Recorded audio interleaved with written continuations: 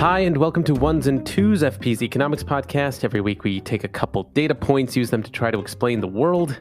I'm Cameron Body, FP's deputy editor, with you in Berlin, Germany. Joining me in Berlin, though not in the same space, is FP's economics columnist and Columbia University professor, Adam Tooze. Hi, Adam. Hi, Cam. So, 2 segments this week. In the second half of the show, we're going to be talking about hamburgers. We thought that was appropriate with the Labor Day holiday coming up on Monday, September 1st in the United States. Traditionally the end of summer, big grilling day. Yeah, we haven't talked about hamburgers yet, so we'll do that in just a second. But first, another data point. That is 90, as in 90 years. That is how long it's been since a sitting Federal Reserve governor was dismissed before the end of their term.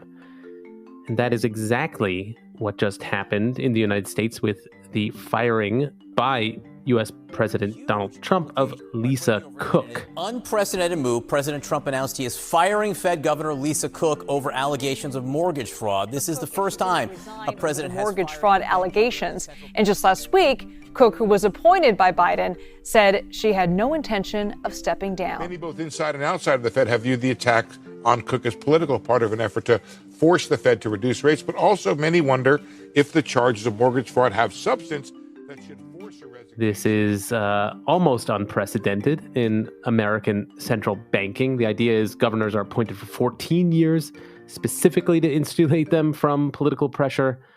But Trump has decided to test that norm. And it's raising all sorts of questions about, not just what Fed policy will be, but about the kind of basic premise of central banking. The question of whether the central bank is independent of politics in the first place. So we thought we'd take a closer look at this specific firing and the bigger questions it's raised. And to start off with, Adam, Lisa Cook has been serving for several years as a governor of the Federal Reserve. How did she end up on the Fed in the first place? I mean, what is her background? More generally, what are the sorts of people who tend to get these positions, and how does she fit into that general rubric? Well, I think the first thing to say probably is that this is not a done deal yet. Cook is contesting the abrupt decision by the president to, in his words, dismiss her. It's not clear whether he actually has the power to do what he's claiming to do. The backstory to this is that he started firing administrative state senior figures earlier in the year. These were brought to court, escalated up to the Supreme Court, and the Supreme Court in May ruled that he did have the power to fire most administrative state figures, but specifically ruled that in the case of the Fed, on the basis of its 1913 legal foundation, he needed to provide cause. And so what they've done is to go out and find causes to challenge the existing composition of the board. They've been thinking about going after Jerome Powell because they're going to accuse him of malfeasance in mismanaging a massively overrun refurbishment of the Federal Reserve building. That's their allegation. And now they've gone after Lisa Cook on the grounds that the claim is that she claimed in the course of a mortgage application, she claimed 2 separate properties as her main residence. And this would constitute an act of, maybe I guess it's fraud, and because you get better terms on the main residence. Cook, on the one hand, is a very, conventional figure in central banking circles. She has a stellar undergraduate record, Spelman, followed by a Marshall Scholarship in Oxford, PPE, PhD at University of Berkeley, time on Clinton's Council of Economic Advisors, tenured job in the US system, Michigan State, visiting scholar at Minneapolis Federal Reserve, Chicago, New York, Philadelphia, so throughout the Federal Reserve system. Advisor to the US Treasury Department for a while, to the Barack Obama transition team, a prominent figure on the policy circuit in the 2010s, and then all the more so with COVID in 2020, and then nominated as part of a roster of nominations in January 2022 by Joe Biden.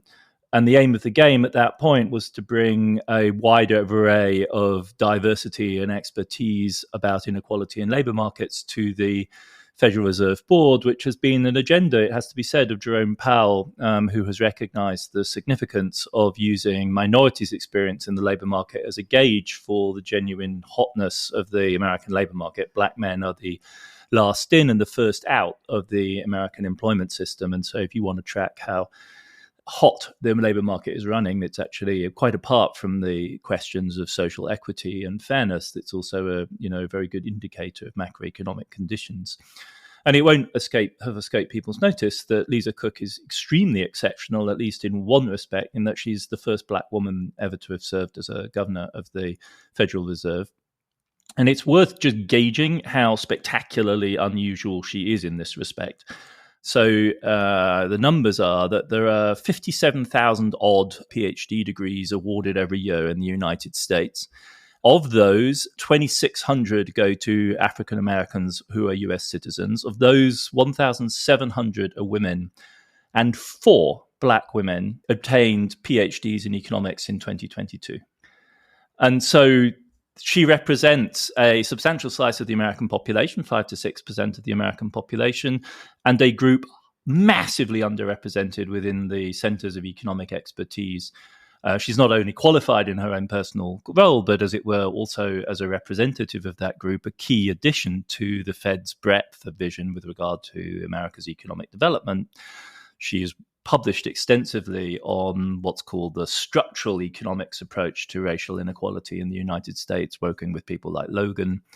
But from the very beginning, her appointment was hugely contested. So there's no way of talking about this in non-political terms. The Republicans in the Senate that had to approve her appointment took this down to the line, and she was voted in only really the Kamala Harris's vote. So from the very beginning, she was a contested appointment to the Fed. And it's astonishing to me if it does prove that there is an irregularity in her mortgage applications, that this wasn't, the team that put her forward for approval, this should really have been checked. Like, this can't be. This is a total malfunction if that's, in fact, if it turns out to be the case. If there is any kind of financial irregularity in her file, it is inconceivably stupid that this kind of, she could have been allowed to become a target in this way. Yeah, maybe one more thing to put on the ledger of the Biden administration if they mishandled this. But I do want to raise the question of the controversy over her appointment in the first place. And I've seen some of the kind of wonky conversations around allegations that she wasn't qualified, in the sense that she's not a monetary economist. But is it fair to say that that's not been a disqualification for Fed governors in the past? I mean, that's basically just can't. Is that fair to say? Jerome Powell is a corporate lawyer. Full stop. And the whole point of, his relatively far-sighted and wide-ranging leadership of the Fed has been to say, look, monetary economics is not enough. That's not what we need. We've got plenty of monetary economists, right?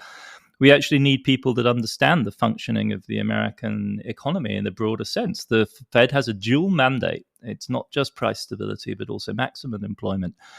And as I was saying, and this is the crucial thing, macroeconomics has discovered that it's not blind, right? That structural racial inequality in the United States interacts in a systemic way with macroeconomics. So an institution, and we know that on Jerome Powell's dashboard of policy variables during COVID was the question of black male unemployment, because it's so neuralgic, it's so telling. This really is the canary in the coal mine of the American labor market, is when especially young black men start losing jobs or were no longer being hired. And so there's absolutely every reason, quite apart from issues of equity and the diversity and the representation of American society on this, and the fact that for the existence of the Fed for over 100 years, there had been no black female voice on the board. Quite apart from that, she's eminently qualified. I've been on committees with her. She's an extremely sensible, mature, thoughtful, deep-thinking person about the US economy. That's by the by. The politics of this were blatant from the start. So, as I mentioned, these positions have tended to be insulated from politics, intentionally so. And, that's meant to preserve the independence of the Federal Reserve, the central bank setting interest rates and overseeing macroeconomic policy in a lot of ways. And that term independence has sort of become a cliche of a sort, in the sense that it's sort of often cited without really being always explained practically what it means.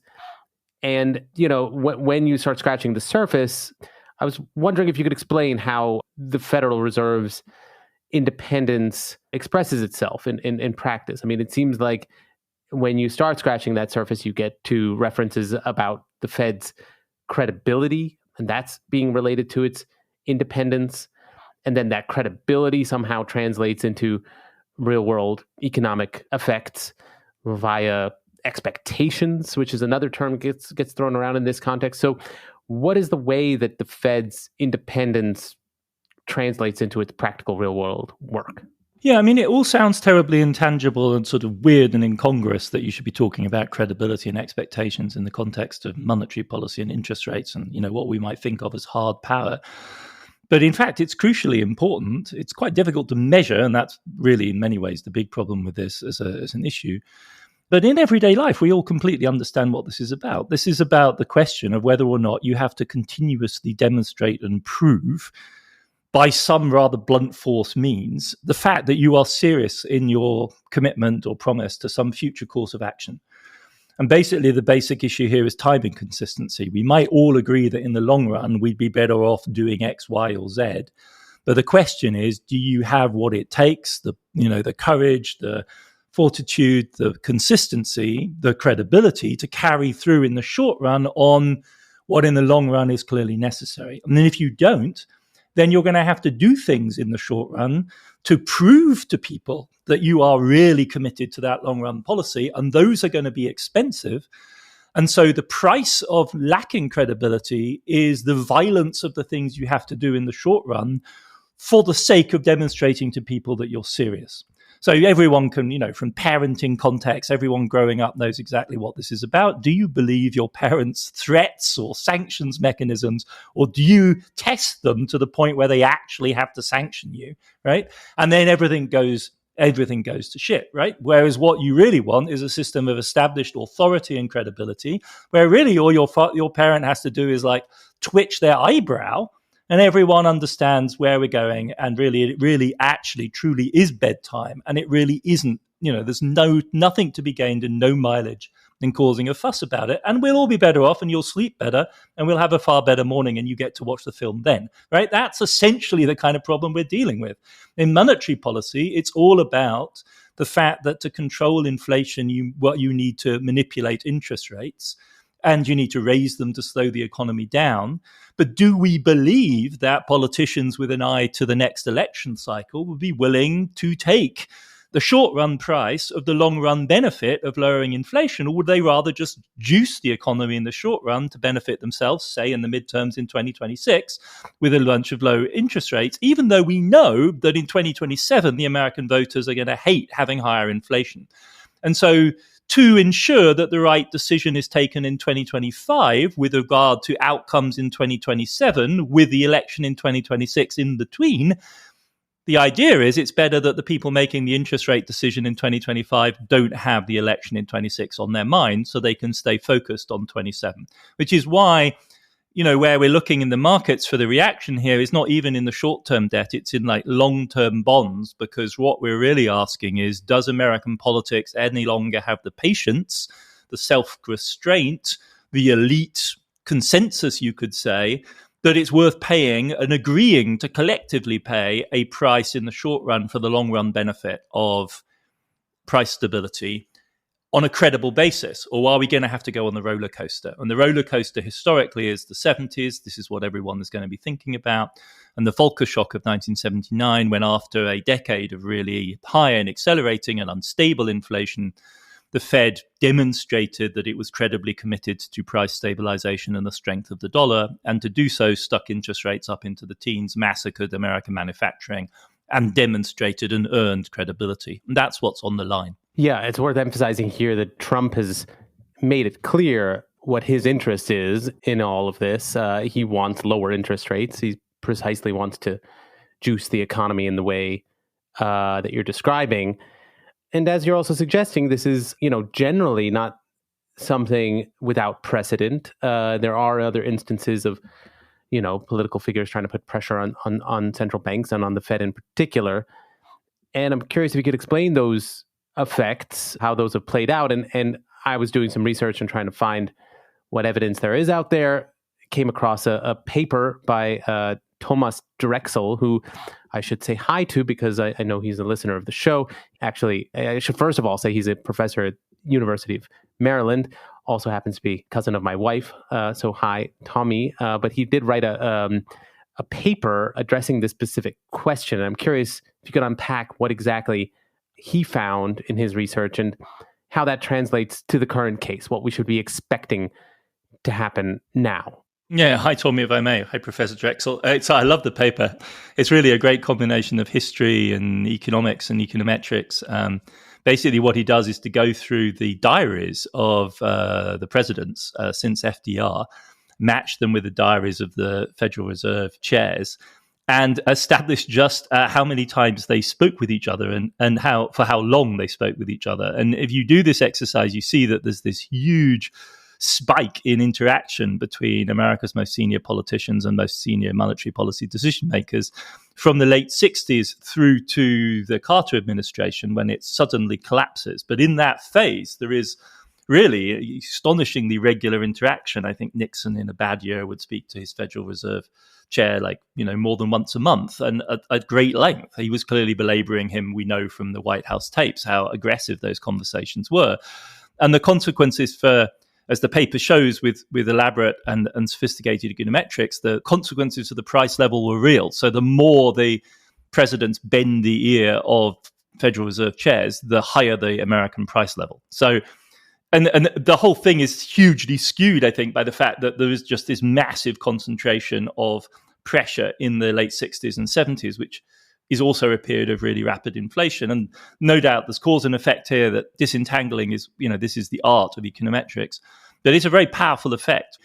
And that, for that reason, really already under Reagan, but then, massively under Clinton, who barely talked to the Fed chair at the time, that was Greenspan, but also under Obama, who spoke far less to Bernanke than I would have imagined, given the circumstances of 2008.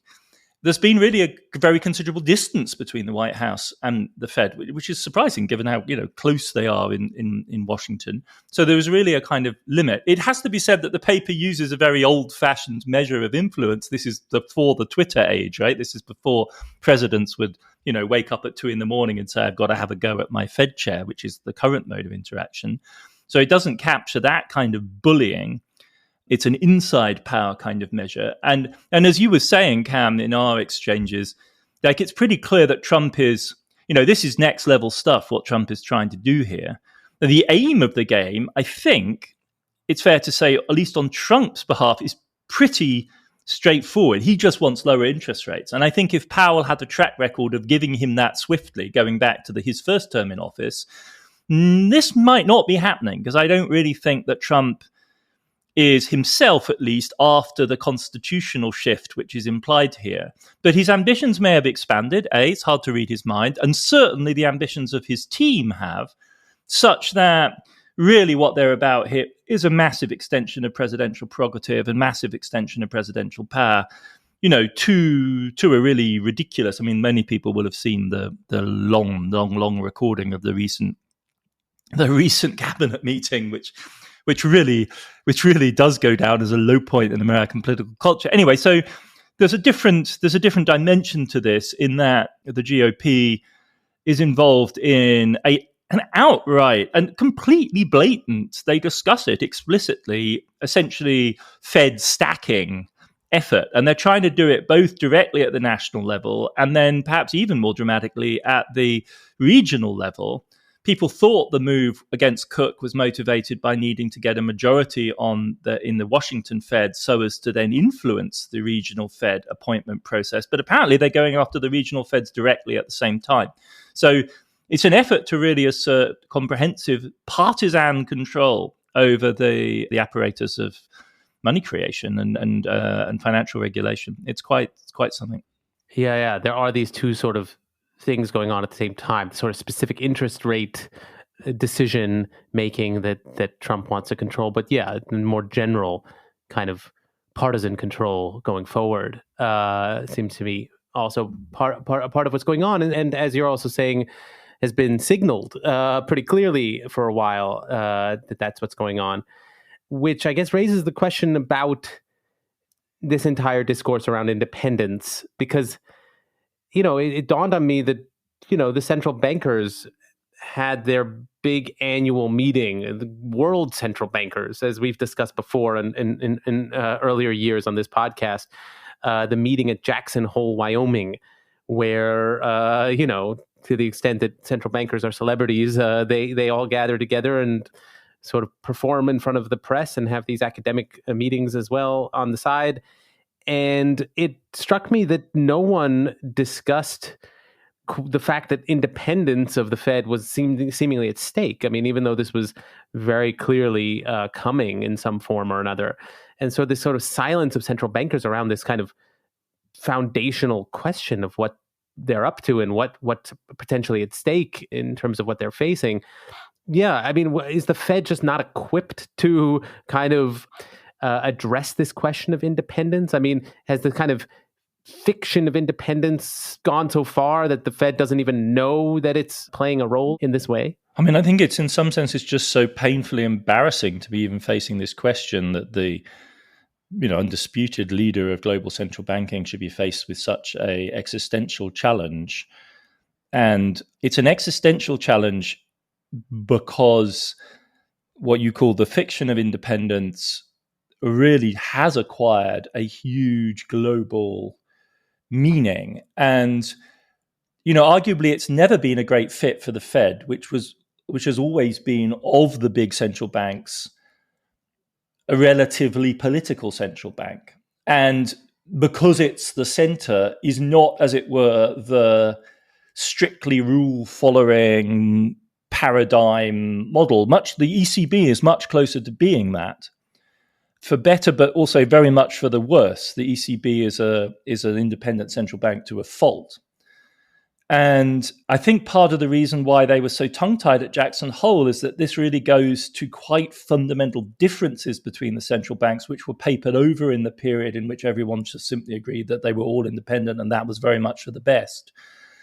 And what's really been revealed is that was always in the US to a degree a considerable fiction. And in the increasing polarization of American politics, it's going to be harder and harder to maintain that. And they are going to have to face the fact that, as is true, for instance, for the American Supreme Court, it may be to a degree, well, it's independent in the sense it's not the same as the legislature or the executive branch, but it's not independent in being just simply unpolitical. That won't work as a description. And I think that's really the shock that's coming home. And it's worth saying, part of the reason why the Trump people are acting as aggressively as they are is that they suspect that the Fed is one key part of the deep state architecture, which they not unreasonably believe is fundamentally hostile to their project of MAGA, is not democratic, does not want to answer to the mandate which they insist they've achieved through Trump's victory.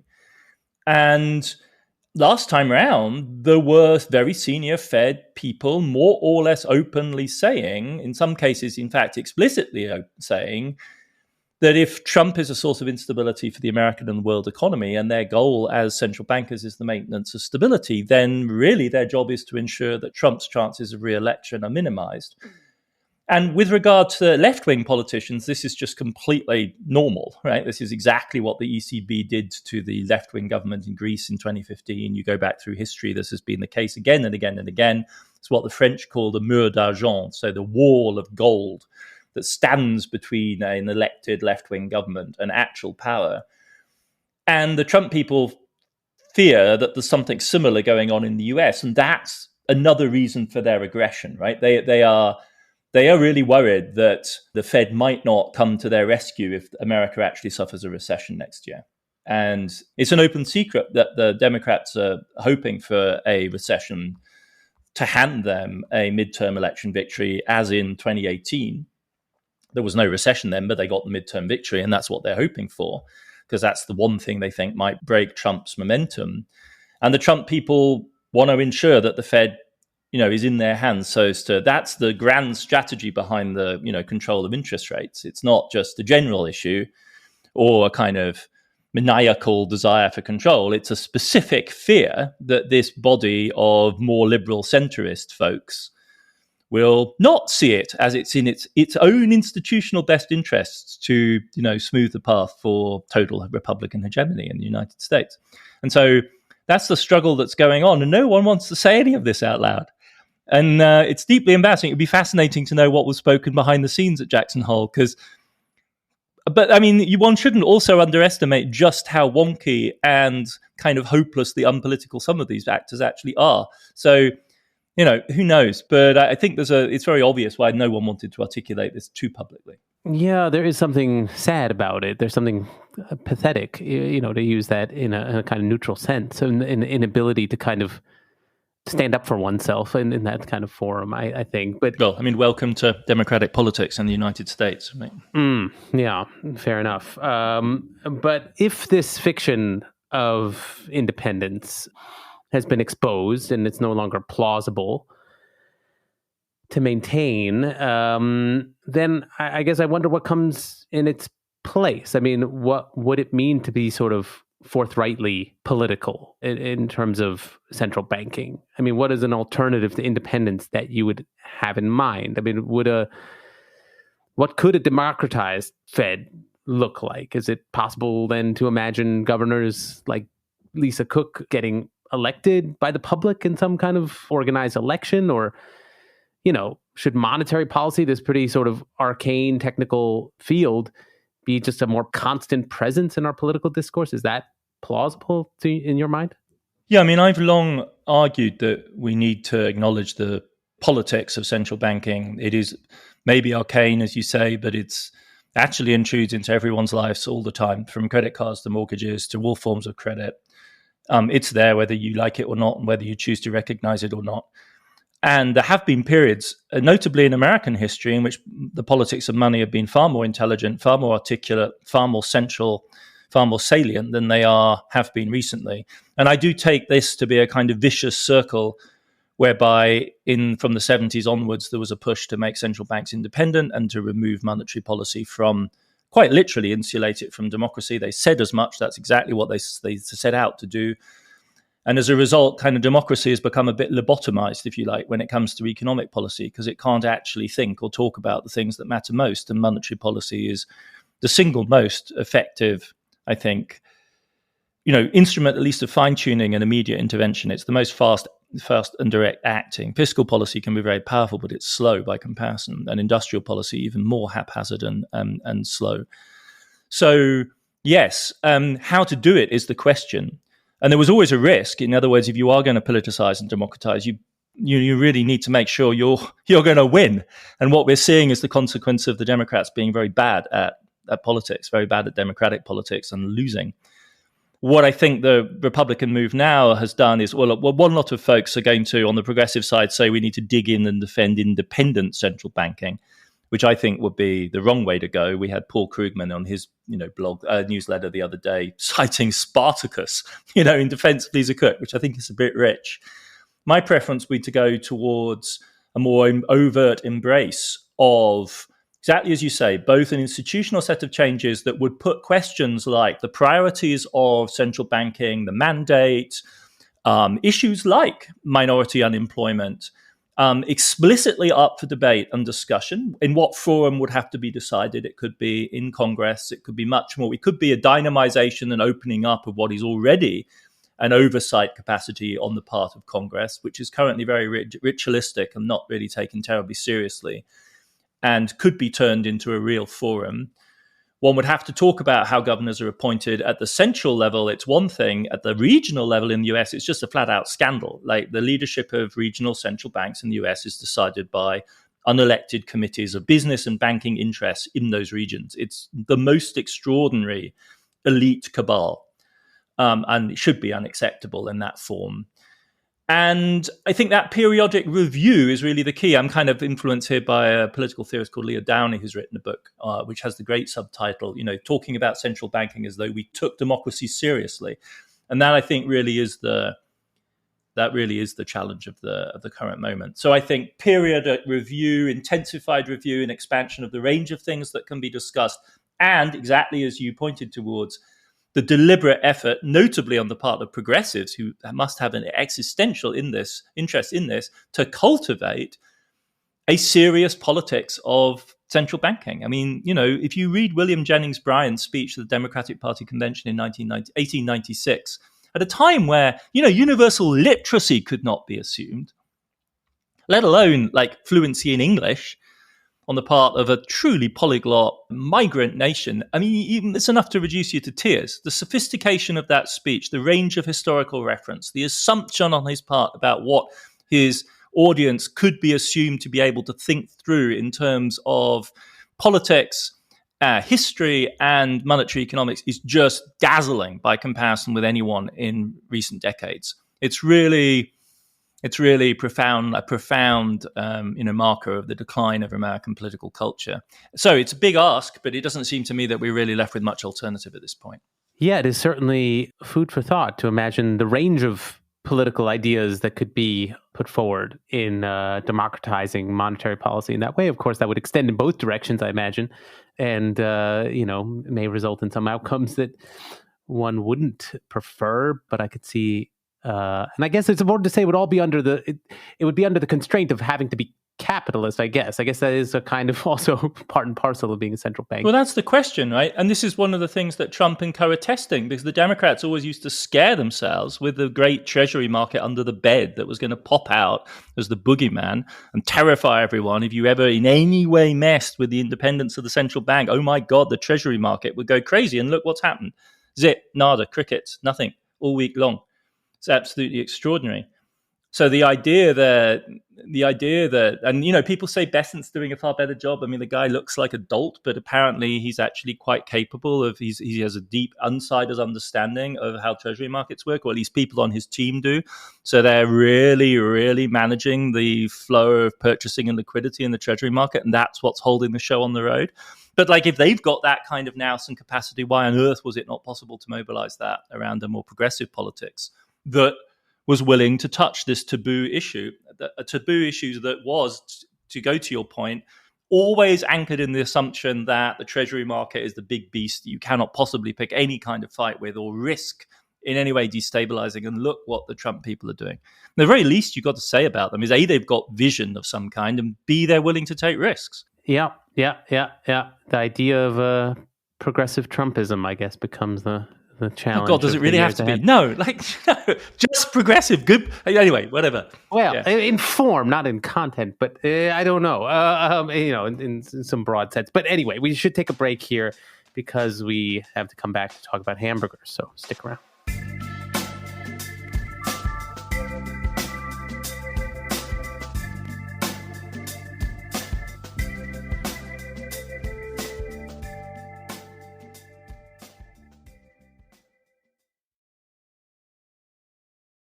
Hi, welcome back. Our next data point is 50 billion. That is the approximate number of hamburgers that are consumed annually in the United States every year. I found that hard to believe, but apparently that's true. 50 billion? That's about 3 burgers per week per American. Somebody's eating a lot of burgers. Yeah. I'm not exactly. Just imagine someone. I'm not hitting my quota. Is, I think, fair to say. Someone is making up for my shortfalls. But yeah, it's, a piece of Americana, hamburgers, an inextricable part of the American culture and cuisine. So yeah, we thought we'd unpack it on the occasion of Labor Day coming up. Adam, first off, the history of hamburgers. I did a bit of reading about this, and it seems pretty fascinating in terms of how it links Mongolia to modern-day New Haven, Connecticut via Russia and Germany. Could you sort of unpack the history of hamburgers for us? Yeah, I mean, on the one hand, it's kind of exoticizing the obvious. This isn't rocket science. I mean, there are several cuisines around the world that figured out that chopped up meat with spices grilled, maybe in some sort of carb wrapping, would probably be tasty. It's all over. The sort of genealogy that one commonly sees for the US hamburger for some reason starts in Mongolia, where apparently the Tatars and the Mongols used to used to like tenderize raw lamb, right? By like riding with it in their saddlebags, and then they chop it up at the end of a long, hard day of whatever, hoarding, mix it up with tasty spices and chow down. And apparently, in some way, this made its way to Germany. It sounds more like, say, sort of like a steak haché, like a tartare dish. But then the Germans, we live in Berlin, which is a big city for this as well. They clump it together and then cook it in one way or the other, grill it or fry it. And that makes a frikadelle. A lot of these were being made in Hamburg and consumed portside in Hamburg dockside. And then those were those were ports for German emigration to the United States. And so you get communities of Germans in the United States by the late 19th century. The United States, the second largest group there other than Brits and Irish were Germans. So they're all over the United States. And in farmers markets and places like that all over the US, you have Germans, merrily making frikadelle. So basically sort of meatballs type hamburgery things. And then really a whole competition kicks off between, like you were saying, Louis' Lunch in New Haven or places in Wisconsin from the late 19th century onwards, claiming that they're the first genuine hamburger-style sandwich. Apparently, the St. Louis State World's Fair in 1904, which was well attended by Germans, was one of the moments where it kind of goes nationwide. By 1921, we have White Castle, the first burger chain setting up in Wichita, Kansas, and 1948 McDonald's. So that's kind of the way this goes. It seems like a kind of generic global idea of the meatball that has taken on a specifically German-American, the same reason the Frankfurter ends up being called that rather than the hot, in the hot dog. It takes on a late 19th, early 20th century German-American fusion kind of aspect and then gets corporatized and resold to the world. Yeah, it does seem like the American innovation is to stick the meatball in bread. Yeah. I mean, and basically make it the kind of like... But then kufta, if you think Turkish or anyway... Sure. But there is the kind of like a capitalist innovation. It's like more efficient to eat it that way, I guess, or sell it that way. I don't know. But it merges with sandwich culture, which is... Yeah, exactly. But yeah, I guess to bring it to the present day, in reading about hamburgers, I came across the news that America right now is facing a beef deficit. I'm just curious how such a deficit emerges. Is it demand has gone up, or are tariffs already constraining supply, or is this just kind of like poor herd management among American ranchers? What's going on? I mean, I think this whole discourse of it's a little bit like the missile gap discourse of the Cold War. When Americans start getting neurotic about the fact that they buy things from foreigners, it's basically a sign that something's going really wrong in the discourse. It's not actually a problem, right? I mean, basically American farmers, optimize their cattle herds. They've since the 70s been shrinking them because they grow larger and larger animals with more and more optimized feed. At the margin, there's some deficit compared to national demand. They're just optimizing merrily away, trying to make it, it's tough to make money in farming. They're trying to do their best. You end up with a margin, it's really only a small margin. We're not talking tomatoes, which is entirely dominated by Mexico. But, at the margin, some meat is being imported. And then people hype this up to a beef deficit. And I think the great leader has actually announced there's going to be tariffs to protect American. Well, I don't know. It's not because the farmers are doing what is good for them. Apparently, the idea is to shovel Americans towards, eating domestically grown meat. Meanwhile, the price this is a real issue. The price has gone up from $3.90 a pound to $5.60 since 2020. So this is an area of grocery price inflation, which Americans have been feeling very acutely. And the tariff, of course, is just going to make that even worse. So, expect even more massively overheated conversations about where America gets its beef from. The vast majority is grown in America, raised in America. At the margin, a little bit is imported, and that's going to get even more expensive. And that's going to, further, if there's a price spike, one of the perverse effects is if you're currently sitting on animals, it actually makes sense to slaughter them because you don't know what the price is going to be down the line. So you could even have an effect whereby as you shock the market with tariffs and you raise the domestic price, you actually shrink the herd.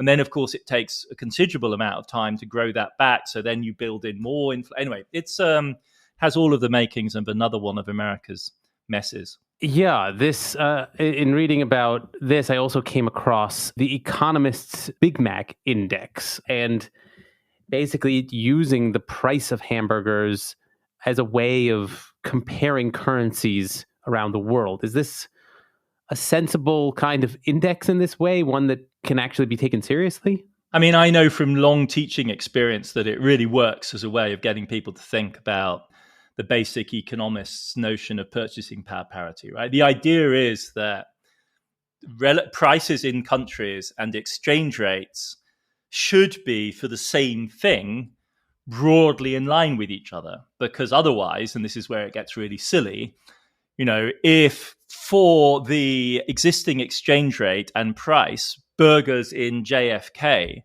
are fetching far more in dollars than they are in pounds in Heathrow in London, it makes sense to get on the plane in Heathrow in London with huge racks of McDonald's, which you then fly across the Atlantic and import into the US market, helping to lower the price of burgers at JFK. And so the relative price of burgers in the two places, once translated by the exchange rate, ought, broadly speaking, to align with each other, because otherwise you would expect flows of goods. And I think it's a deliberately, on the one hand, the logic is Big Macs are the same everywhere, arguably. People obviously, famously, Quentin Tarantino can orchestrate entire scenes where people discuss the small differences between burgers. But setting that aside, they're broadly speaking the same thing. And so broadly speaking, it should cost the same. And on the other hand, it's totally surreal and grotesque because there cannot be a global trade in burgers in that sense. Because you can just imagine the horror of sitting on transatlantic flights where everyone was doing, personal arbitrage with thousands and thousands of increasingly stale Big Macs, making their way across the Atlantic. So it's kind of both grotesque and illuminating. It generally works for rich countries. It's not bad. The real problem is when you get to poorer countries where you have the so-called Samuelson-Ballasser effect, which is a kind of complicated effect where the problem is that you would always expect prices to be lower because the higher productivity societies produce pressure from their highest productive sectors on wages for everything.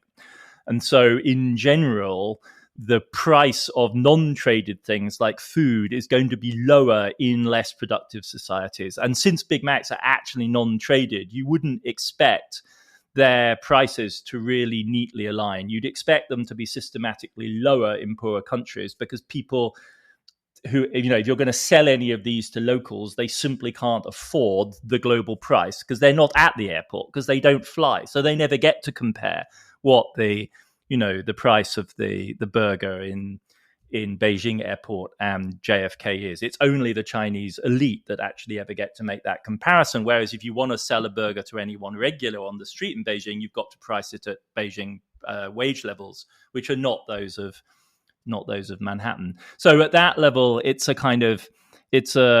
deliberately, I think, stylized, entertaining, it's thought-provoking. And as a teaching tool, it's great because it forces you down these kind of lines of thought and into these surreal depths. There's a whole bunch of other ones, apparently. There's a Billy bookcase, the standard IKEA bookcase index. There's a smartphone index that uses a similar kind of logic. So anything where you might imagine that it's a global commodity, you would expect to see, you can do these kind of comparisons. And when you pile this up, you end up with you move from the silly and the surreal to the, ultimate respectability of what's called purchasing power parity adjusted GDP figures, which are just the Big Mac index, but for sensible things, right? So for the entire basket of goods that an average consumer would use. And without those, we can't really make comparisons of at least the domestic purchasing power of GDP around the world. So at that level, stepping aside from the sort of surreal quality of the Big Mac index, it's an essential tool in our thinking about the world economy.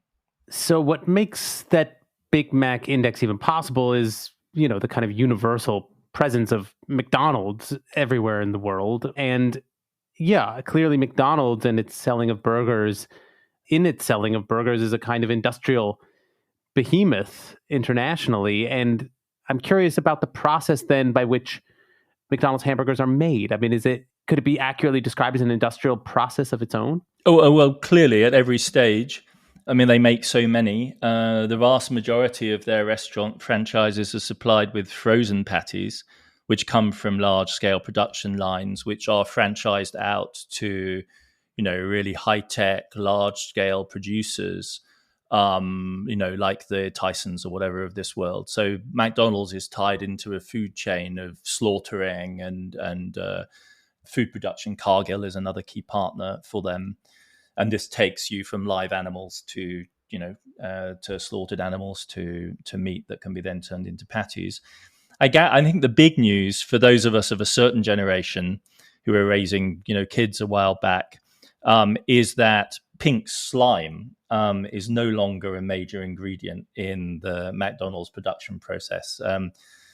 Pink slime is the internal, inside the business, apparently, they used to use this phrase for something that is more politely known as LFTB, or lean, finely textured beef, which are literally all of the bits. It's really the absolute bottom of the slaughtering food chain, where you like centrifuge all of the bits off the bones that you've cut them fine cuts off. And then, because this is a pretty grubby process, you treat the whole thing with ammonium hydroxide, and it creates this pink slurry, which you then you extract the fat from and extrude.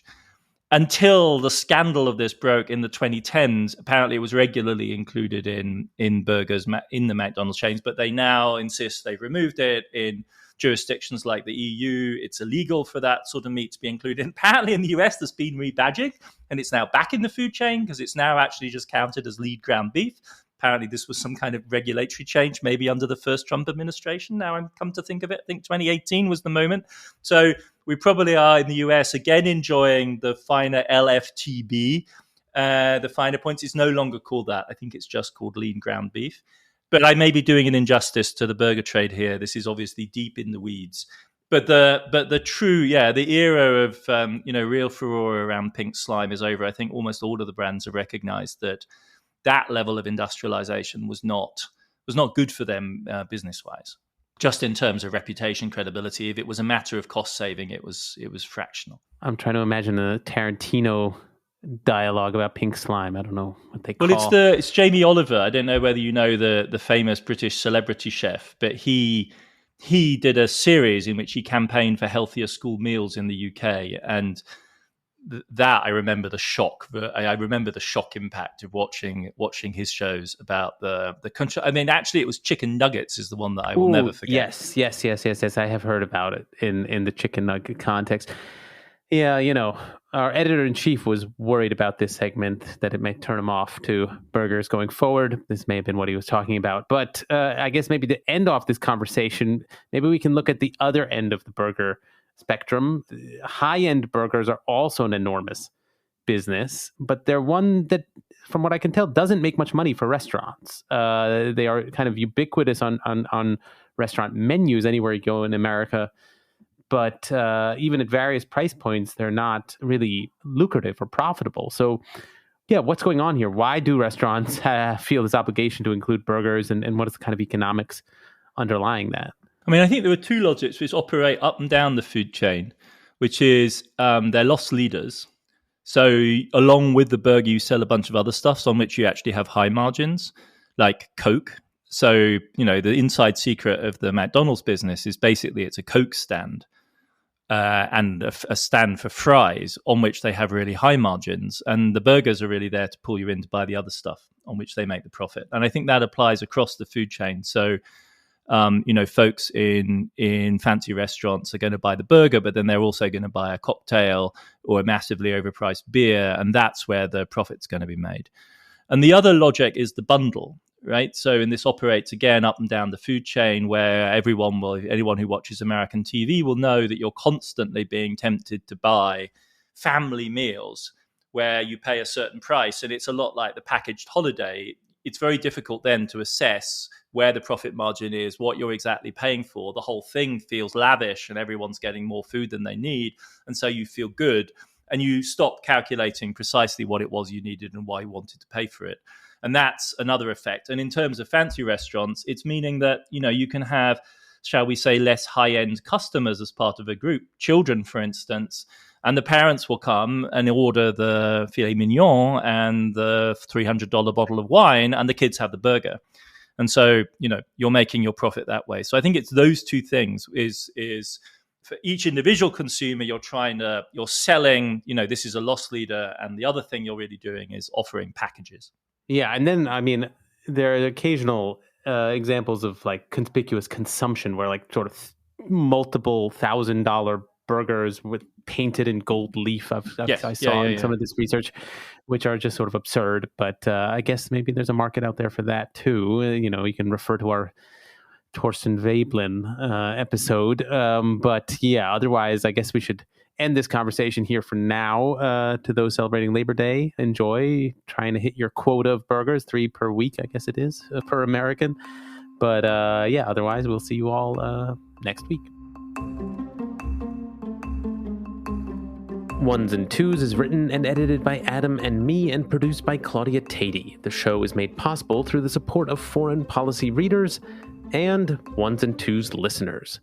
As always, we love getting listener feedback. You can leave voice messages on the Ones and Tooze homepage on foreignpolicy.com or email us. That's podcast@foreignpolicy.com. Or you can tweet us. That's @onesandtwospod. I'm Cameron Abadi. Thank you very much for listening, and we'll be back in your feed next week.